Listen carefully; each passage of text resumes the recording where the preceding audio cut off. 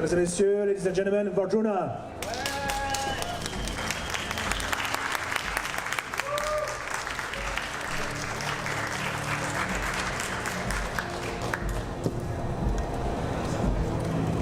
Second row.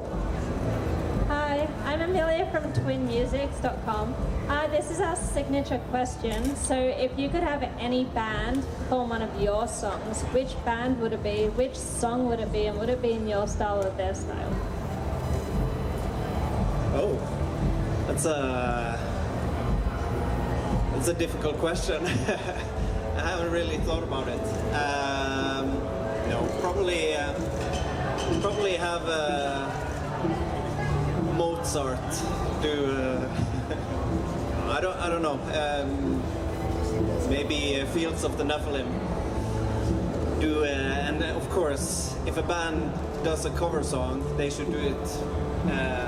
They should make it their own. So yeah, I'd like to see that. Yeah, my first question will be simple. Do you know the French band called Scald, which is also the title of your album? It was in 18, if I was right. I'm right. Yeah, I know about the band. Yeah, I have met them, or at least I've met some of them. Yeah, so I'm familiar with that. What do you think about it? I think it's okay. I think they do some things that I haven't really heard that much of it. I've heard a few songs, and yeah, I understand why people like it. It's cool. It's always, when I started out this my work, one of the things that I did want people to do was to take up a lot of these instruments that we use in Wardruna, and I started to use at that point. That was more or less forgotten knowledge, like 20 years ago. So the fact that many bands are now starting to use this type of instruments and create new songs on ancient tools, I think that's a great thing. So yeah. Hello, I'm Mathilde from Metalmat TV, and my question was, how did the pandemic impact on your work? And how was the energy during recording sessions? What has changed? Well, I was, of course, the pandemic, when we realized that this was actually happening, and the world was closing down, and that, we had lots of tours. We had an album coming out in that period that we decided we had to push because, yeah, everything was closing down. Even production plants were closing down, so it wasn't possible to do it. So of course that was a great disappointment. Nonetheless, we chose to keep a constructive focus and focus on being present nonetheless and creating a different plan. So I would say, and also I was lucky in the sense that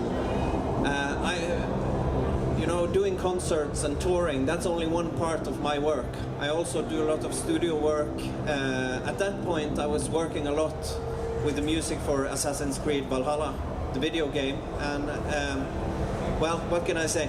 That the pandemic kind of allowed me to do that in a more healthy way, because it's a lot of work, and yeah, it gave me more time to focus on that. So for the first year, even though it was less live performances and traveling, I had the same work amount. Just I had to do it from home, basically. And I don't know, the recording process is, that doesn't change. That hasn't changed for 20 years since I started this project. So the method is the same. That stays untouched by everything and anything. So yeah. Hello, I'm Thomas from All Rock. And about the last question, how it happened, this collaboration with Ubisoft for Assassin's Creed Valhalla? Well, I was contacted by them a few, I think it was in 2017 or 2018. I was approached. They were already using a lot of my music in like the pre-production of the game. So, they asked me if I wanted to work on it basically, and I've been asked to work on several games before, and I don't know. I'm very picky and selective on the projects I want to work on, and especially when it comes to projects portraying the Viking Age or the Norse history, because there need to be at least a serious attempt to treat the sources in a certain way and so on. But what I saw immediately was that they basically had there are two things. They had Assassin's Creed, that's part fiction, part historical fact. That's the premise, so that's okay. But they wanted to. Well, I saw right away that they had more or less the same kind of ideas that I had for what my part in it would be. And the second thing I liked is that they wanted to highlight one of the things that I feel very often is forgotten in movies, in TV series, when they portray the Viking Age, and that is the skulls, the poetic tradition, which was so much at the heart of the Old Norse culture, and it's always forgotten basically. And they wanted to do something about that, and I wanted to be part of that, basically. So, yeah. Hi, Alexandrine. So, without Nordic history, which is your favorite part of history?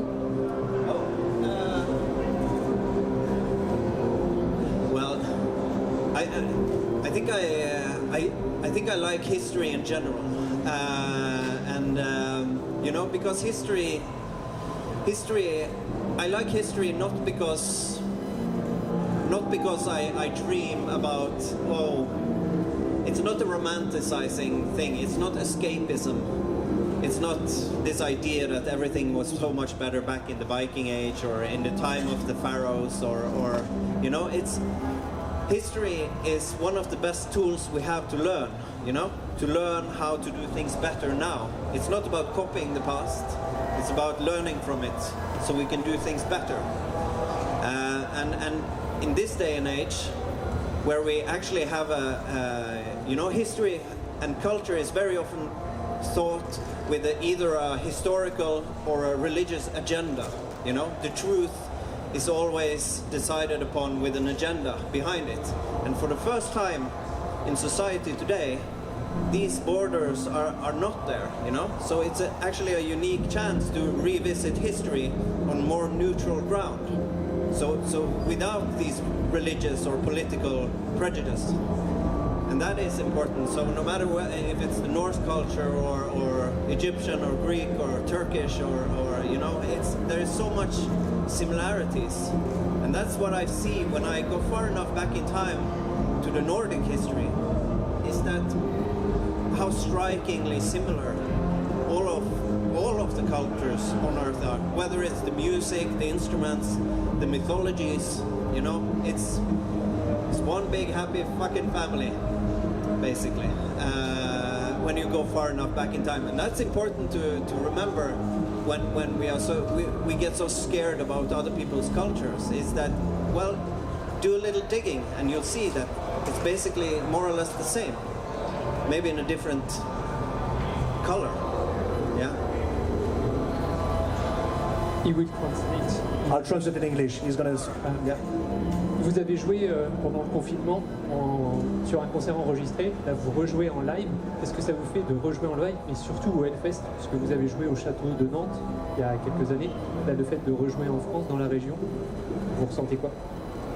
The question is basically you've been doing concerts, streaming live, and now you're back to live gigging. You've played in the Castle of Nantes, so how does it feel to come back to the region and perform against, in front of fans? you know, being back, meeting people, looking in their eyes, you know, and connecting with them in such a setting, it is fantastic.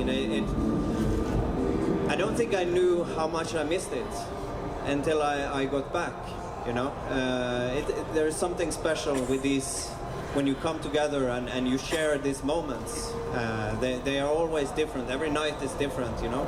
I'm different every day, and so are you. And tapping into that energy again has been absolutely fantastic, you know. We did one streamed concert during the pandemic, and in that concert we decided we didn't want to do the same as we do when we go on stage in front of an audience, because there is no audience there, so why do the same thing, you know. It's a different format, so why not play with that format and maybe even try and compensate for the fact that dialogue is not present. So we did one live stream where we played around with the format, and of course for us it was special because we hadn't seen each other we hadn't been in the same room together for a year, so that friction gave us a lot of energy that maybe compensates for some of the fact that there were no audience there. But yeah, it feels good to be back. Feels good to be back in France. You know, we always feel very, very welcome by the passionate French audience. So I really look forward to singing our songs for you guys tonight. Hello, first of all, how are you? And happy Licha, you know, the solstice of summer, because I know that you guys are into paganic stuff, so do I. I would like to say, first of all, that I really like your music and it pushed me toward creation and spirituality that I'm developing myself. My question here is actually, you work and collaborate with a lot of people, drawing, music and everything. My question is, with who would you like to work again or later, and with who do you want to work in the future? With new people? Do you need new refreshment, new beginning? And do you think you will change a bit of your style and including new stuff that you never did before? First of all, thank you, and likewise. I think that collaborating with other musicians is it's an important part of. I think it's, you know, it keeps things fresh. You learn something, you know, and you're getting challenged basically. So I do enjoy working with people. I have a rule, and that rule is that it doesn't matter if it's a small or a big artist. It's more about if I get asked to join on something, it's more about if it's to collaborate on a song, it's if that song speaks to me. If I think that I can do a good job on it, or if I hear myself in it, it's more about the art than the artist in a way. What I can say, I don't like to.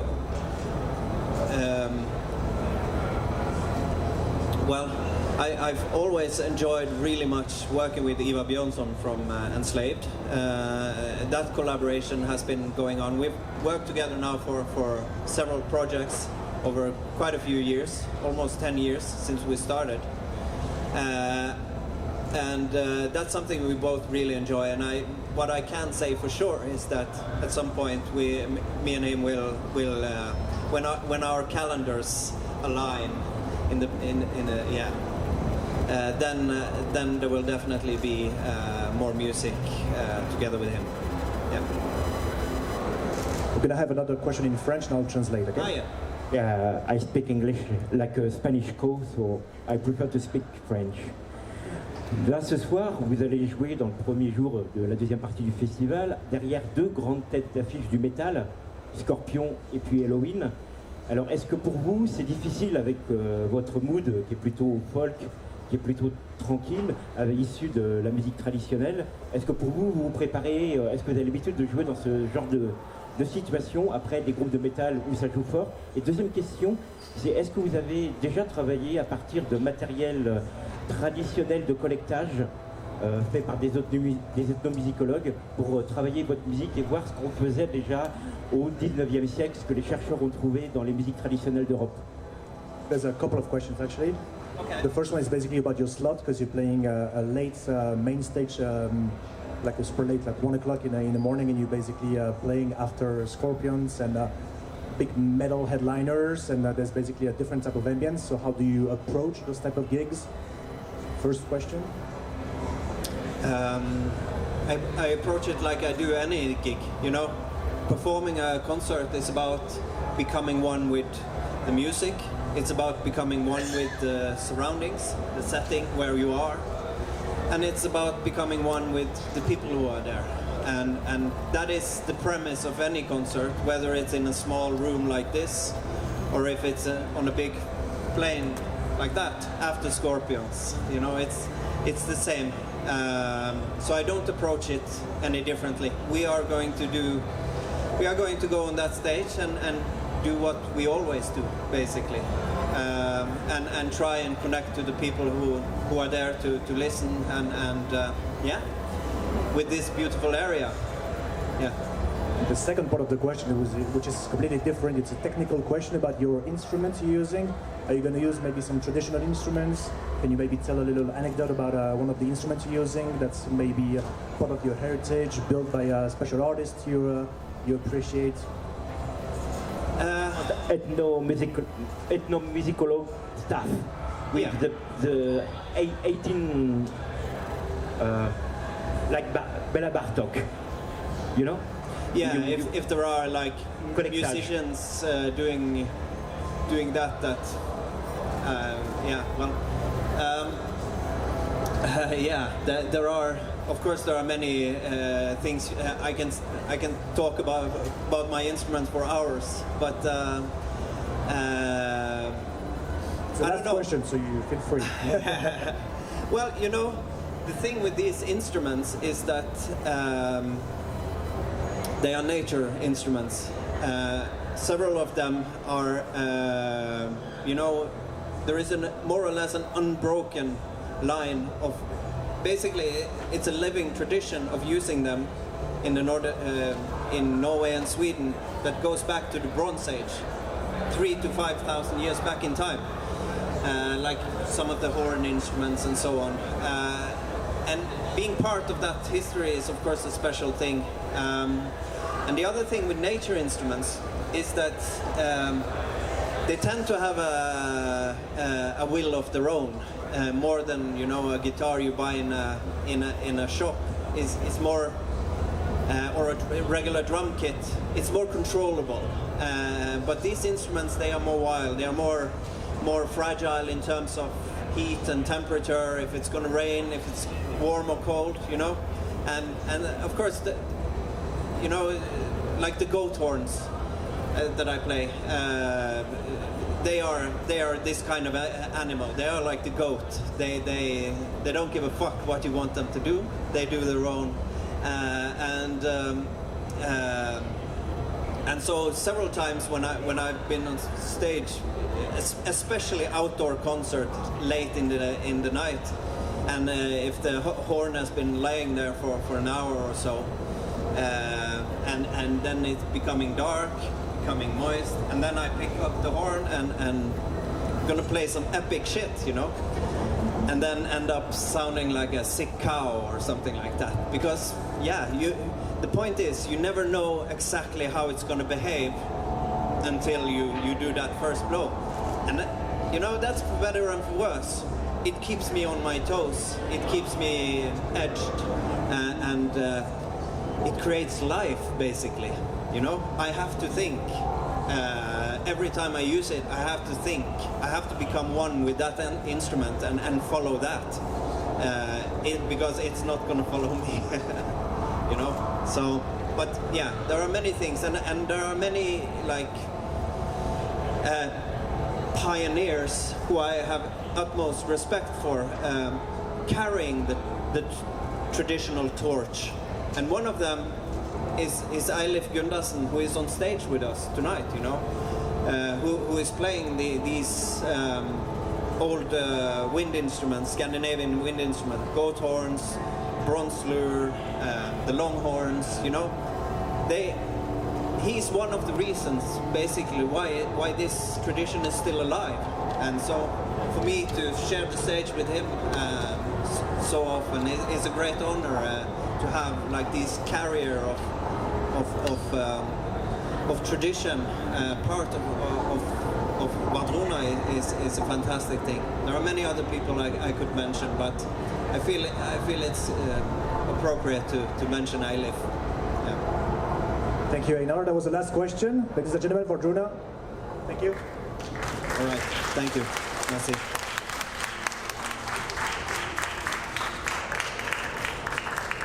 Enjoy the evening.